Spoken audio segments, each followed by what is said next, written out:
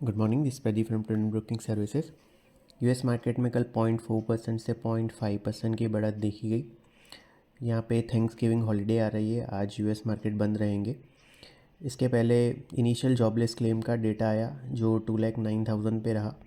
Expectation से ये 20,000 कम था और प्रायर वीक के डेटा से ये ड्रॉप भी था। हालांकि ड्यूरेबल गुड्स ऑर्डर का डेटा एक्सपेक्टेशन से ख़राब रहा।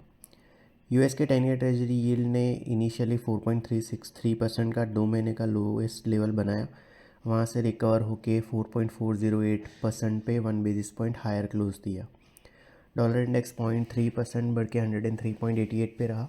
गोल्ड 0.4% गिर के $1,990 पर आउंस पे रहा।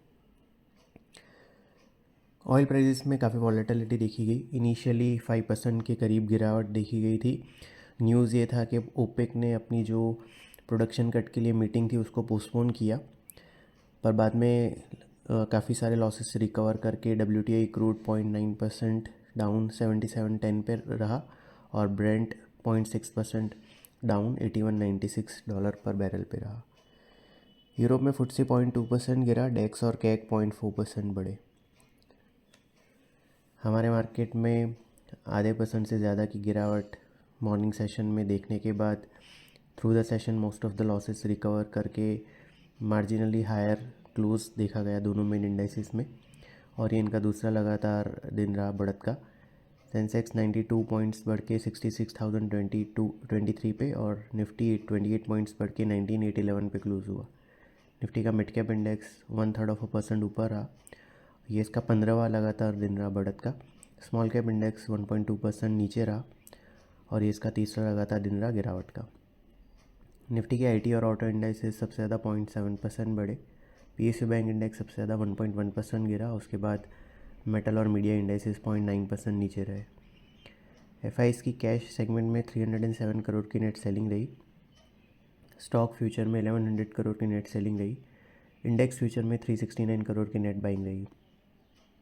डोमेस्टिक इंस्टीट्यूशन की 721 करोड़ की नेट बाइंग रही। रुपी 5 पैसे अप्रिशिएट होके 83.31 पे क्लोज हुआ। आज जापान के मार्केट बंद है। हैंगसेंग और शंघाई नीचे ट्रेड कर रहे हैं। गिफ्ट निफ्टी हमारे मार्केट के लिए फ्लैटिश ओपनिंग सजेस्ट कर रहा है। कल हमने 19,875 का रेजिस्टेंस और 19,550 का सपोर्ट रीट्रेड किया था। निफ्टी ने 19,703 का लो बनाने के बाद 19,811 पे क्लोज दिया। 19,875 इमीडिएट रेजिस्टेंस के तौर पे कंटिन्यू कर रहा है, जिसका क्रॉस होना ज़रूरी है फर्दर अप मूव के लिए। वो अगर हो जाता है तो 20,222 जो सितंबर में टॉप बना था वो नेक्स्ट मेजर टारगेट रहेगा। 19,600 19,550 इमीडिएट सपोर्ट एरिया है, जिसके स्टॉप लॉस से लॉन्ग होल्ड किए जा सकते हैं। सिक्योरिटीज़ मार्केट में इन्वेस्टमेंट बाजार जोखिम के अधीन है। डिटेल डिस्क्लेमर के लिए www.prudentbroking.com/disclaimer.aspx को विजिट करें। Thank you.